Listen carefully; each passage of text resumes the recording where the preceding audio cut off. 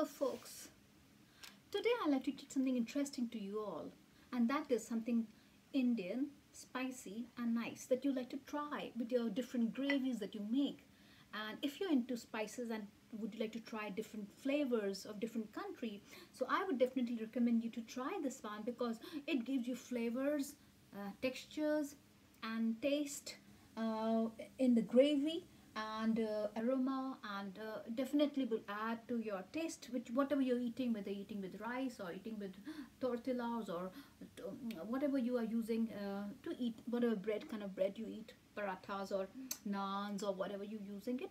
But yes, before I tell you about this thing, these buddies are like very good and healthy, made of lentils. And so let's start how to make the buddies. Yeah, what I did was I took this is urad dal, that is a lentil.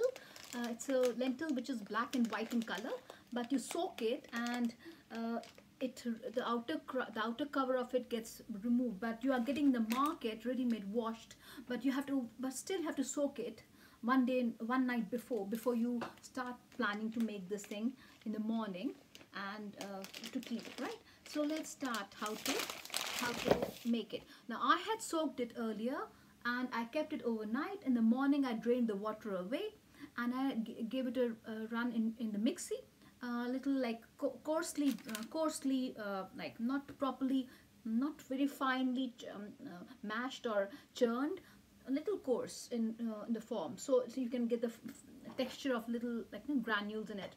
All right, so before I go into it, and at the same time I'll tell you what all spices are going into it that gives a flavor and aroma of the different tastes that people are yearning to have in their food, especially if you are talking about spices, like. So yeah, so what we need is fennel seeds. All the details I will give you on a paper out there, but you can of course know it. Fennel seeds, cinnamon seeds, cardamom, black pepper, coriander. Then we have this asafoetida powder. That's very Indian. All these are very Indian. Yeah, and then red chili, and then and that's all. Basically, you can buy the whole from the market. You can get the ready-made pack like this, which you say garam masala, but it is like it's not ready. It's not like in powder form. It's like it's a form is like it's a complete form. You have to grind it at home. So well. In this there is a mix of coriander powder, coriander, full coriander, yeah, and there's also a mix of cinnamon, but we don't need cinnamon in this one, but we'll only take coriander from this. And then you can just buy an ordinary packet of coriander and then add it to the thing. Coriander, fennel seeds, and cinnamon and cumin seeds, and cloves, two big black cardamom. You can take two small black cardamoms also. If you don't have form of like whole, you can take in a grounded powdered form, you can get in the market, so you can take that as well. And that's it. Now what we do is you have to just give it a roast, and this, yeah, of course, before I go further, red chili, full rich whole chili, dried red chili we will take, and we will roast it a little bit in the pan before we are making the powder out of it. Now how to do this I will teach you. First we'll take our fennel seeds, fennel seeds and cumin seeds and whole black pepper that we have. I can show you. They all are 2 tablespoons, by the way. You can write it down. Or I can give in detail. Yeah. I don't know if I should take it out here. It's a sensible thing or not. Well, I can take it out here also, and I can show, so you can just have an idea. 2 tablespoons. Always remember 2. 2 tablespoons cardamom. Cardamom. No cardamom. Cardamom only 2 full. Like now, which I give it 2. Only these 2. Yeah. 2 tablespoon fennel seeds, 2 tablespoon cumin seeds, 2 tablespoon of black pepper, 2 whole these are two big black cardamom. You can take two small cardamom, green cardamom also. We keep them all aside so you can have an idea. Now once I have got these ready, I will just give them a little stir fry, or how to say, just to roast it a little bit. I will not add any chili in it right now. This I'm just giving a roast before adding any chili. Just roast these in a pan, all this, and 2 tablespoons of coriander powder. As I told you, I don't have spaces, I have not put it out there, but 2 tablespoons of coriander powder. So 2 tablespoon coriander, 2 tablespoon cumin seeds, 2 tablespoon fennel seeds, 2 tablespoon black pepper whole, 2 whole cardamom, 2 small green cardamom.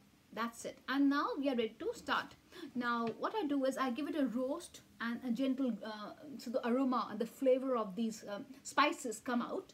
And once it's ready outside, I smell the aroma of these spices coming. I just take it out from the I keep it aside from in the frying pan, and then in a dry grinder I will grind them all together. I put them all together and grind them. I do not grind red chili flakes. I do not grind red chili flakes, and that's all. I do not find only red chili flakes I will not grind right now. So once I've grinded it and kept aside, I will take red chili flakes all together and I will break them half. Yeah, I break them half like this, and I will remove all the seeds from it. Now, I have to empty the seeds because the seeds will spice it up too much, and you don't want that kind of spice. You want spice, but the right kind of spice. I mean chili, but that you can bear, enjoy the flavor, not like burning of your mouth, right? So I'll take all my chilies, all my red chili, I empty them completely from opening them and breaking them half, and then I will remove the seeds of it, and then I will stir fry this also a little bit, so I can see, I can feel the taste like of the red chili. Like now it's ready, like I'm not burning it, I'm not making it black or brown or something. It's just a little stir fry, that's all. Quick stir fry, and I will grind it too separately. Yeah, once I've done that, I have to remember, this is important part. The asafoetida gives a very distinct flavor to all the food. So if you add this in any food, whether you're making kale, or whether you're making any kind of stir fry, whether it's spinach or any kind of kale or any kind of green vegetable, anything that you're making, if you just add a little bit of this one, a pinch or a little more, half a teaspoon of it, it will give a really distinct flavor, and that will make a food definitely very good. I mean taste wise, definitely you should try to give it a try, right. And now we start with it. So basically I did all the thing. I stirred it, I after roasting it, I grinded it all together, and now I have 2 things ready. I have grinded lentils which I had soaked overnight. I grinded it and into a very coarse form. That is ready, kept aside. Yeah, and I can show you how it looks like. This is the form of my that you can see. This is the form of my grinded paste of the lentil, right? In that I've already mixed up, I've already mixed up the chili flakes, and I've already mixed up the spices that I had grounded earlier, and the chili flakes I dried it up and I dried it also, and also 1 tablespoon of this 1 whole tablespoon of asafoetida also added to it.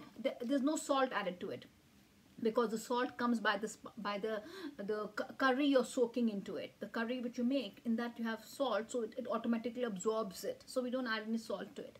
So basically in these buddies, what you do is I will add all the dry spices into the mix that I've got of the paste which I've made out of the urad dal, which the lentil I've grinded. That is and then I mixed it up properly, and I've given a good beat. I mean, when I'm mixing it up, I'm beating it up like properly.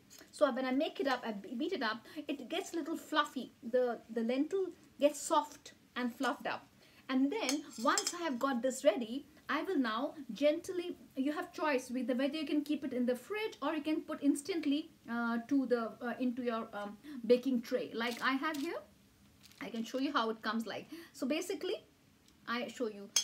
I have to put this little low. I don't know how can I make it, but okay, I try to give it. I just try to show you. Once I put all these on the tray, I take a spoon, and I'm using a spoon to wait, I take a spoon and I gently drop, making the shape of like the shape of the spoon, the way it's your. I will just first put it and then I'll show it to you. I don't know how to hold the thing together. Yeah, and then I will put it into the oven. Basically, it is dried also in the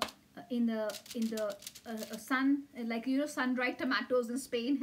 You can dry this in the sun if a sun is strong, but it's better to be more. If you're making I think according to me, I recommend making inside the oven only, because oven makes it more clean, because there's no wind, there's no no earthly creatures crawling, or any sun dust or something, or anything that can come with the wind, you know. So you don't want it like that. Better I will prefer putting into the oven. So basically I can show you how it looks like. I have just dropped it like this on the tray, and I'll put it into the oven for half an hour in 25-30 minutes minimum, in a low temperature like 150 or 180 degree, and I will let it be there. Let it, and I keep checking on it that it is roasting. I have to roast them, like they have to turn a little crispy, they have to dry up completely, there should not be any kind of moisture in it. And because now we're going to make it and store it in a small container, like in a box or something, in a plastic box, you can store it for weeks and make it as much you would like to. Now after making it, after mixing up and putting into the baking tray, you have the thing ready, and just pop it into the oven and let it cook, let it bake for say half an hour minimum, minimum half an hour, and keep trying to see. It has to dry up completely, so you see you're doing it slow drying up. You know, you're not making the process like fast, or you're not making it. It's not going to expand, or you know, become like some kind of muffin or something. It'll turn crisp, hard, like hard thing, you know. Once it's like it's red, this kind of hard buddies are ready, you will take them out and store them in a plastic container. But I would prefer keeping it overnight in the oven only, because I want the whole moisture to go away. I don't want it all to have any kind of moisture in it, so I prefer doing that way. So yeah, and once this is ready, I will teach you more about how to cook it in a pan. That is a simple thing, you know. But cooking of this, I'll teach you, like, okay, I can give a little example how I can do it. I mean, how I do it preferably. I take a you know, a pan or a pressure cooker. You know, a pressure cooker is a you know, you can see in the market for pressure cookers they have got. If not, you can order online. Amazon has beautiful pressure cookers available. Pressure cookers definitely makes a difference, because it cooks faster, and it keeps the flavor and aroma with the steam in the food. So yeah, I take a pressure cooker, add 1 tablespoon, one and a half, I say one and a half tablespoon maximum of oil, not more than that, that's for sure. So I add that, and I add couple of 5, 6, 7 or 8, 5, 6, 7, 8, I don't count it, just few black peppers. I take these what do you call these what are those, bay leaf, yeah, bay leaf, sorry, bay leaf. I take 1, 2 bay leaf. I put one big bay leaf in it, and then I could put little of this cumin seed, which we call jeera in Hindi, with just handful, a little pinch of it in the oil, which is hot enough, and it starts crackling, you know, and that's all. I have cumin seeds and black pepper and bay leaf in it. That's all. And then before I do this, sorry, before I start making the oily thing ready, I have to chop 1 to 2 carrots, 1 to 2 potato. It depends how many people are eating. I'm eating alone, so one big carrot, 1 potato works for me. Yeah. So yeah, so 1, 2 carrot, 1 potatoes, and tomato fresh or puree. You can choose whatever you have got option. I have got puree, so I can use puree, but you can buy fresh tomatoes and chop them. 1 to fresh tomato, chopped, washed, chopped into cubes. Yeah. So now we have tomato, potato and carrot chopped and kept aside, and this is already ready. We have got this ready. But what we need, another must-have ingredient, that is the soya chunks or soya granules that you get in the market, brown or white or whatever granule that you take. You can take soya granules. I have got dark brown soya granules, which you call soya chunks. You can buy that also. and then you can take half a cup, or more than half cup, as much you want, like, no, because it gives a taste of a chewy taste in your mouth. You, as if you're eating a like munching, like how you enjoy when people are enjoying meat and all these non-veg taste, you know, it gives you a munchy taste in your mouth, so you are munching it, so you definitely get taste of a protein, of a like non-veg taste in it. So yes, you can take a water, you can boil water, and take this soya granules, add it to it. Once this water starts boiling, you can add the granules to it, soya granules, drain it out and keep it aside till the time you are just frying this one tomato,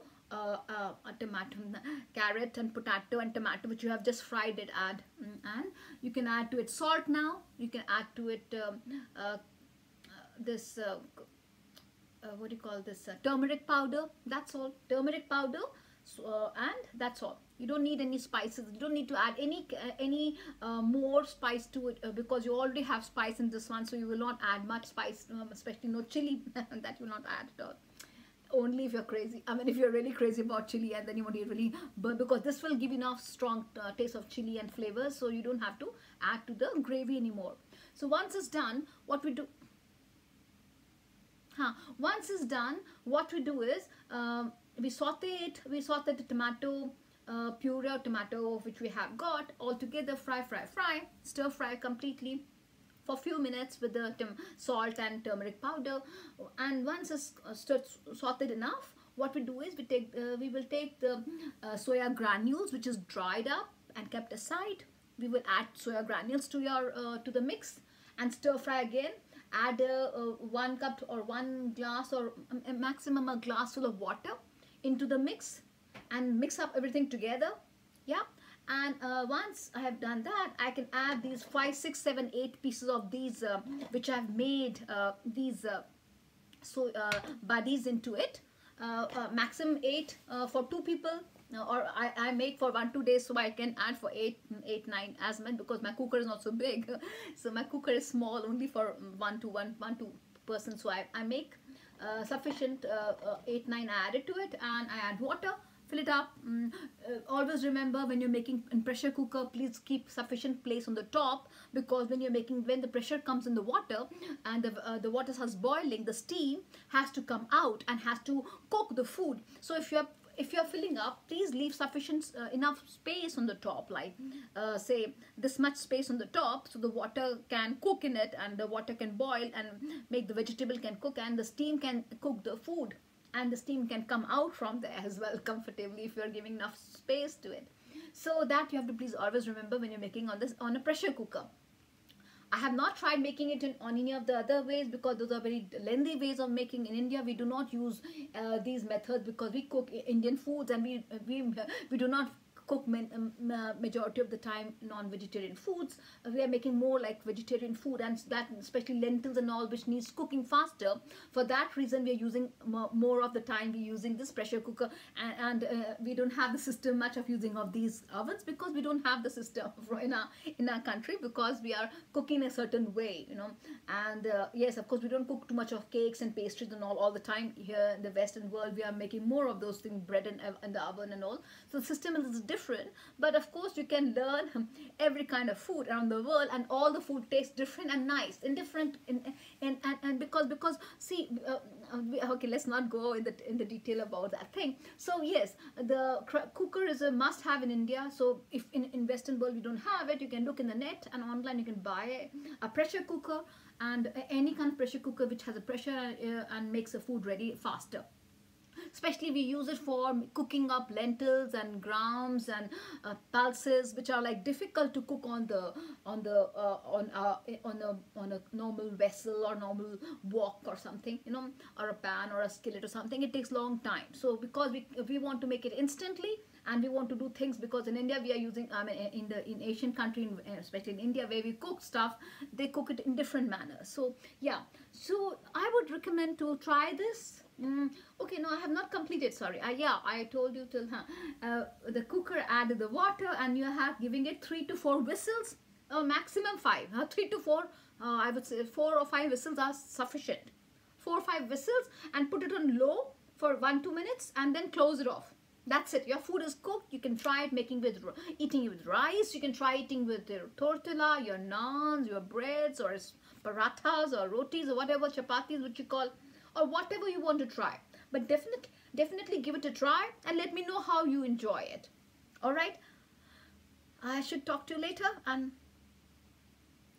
we will keep up with the thing. The more I learn and the more I enjoy and I try to learn something new, I like to share with you all. So please do try it up and let me know if you enjoyed it. So basically here I am. In this, I can show you how I have added these lentils, the paste of the lentil paste which I made here. How I added to the on the surface of the tray which I have used for making these buddies that I tried to make.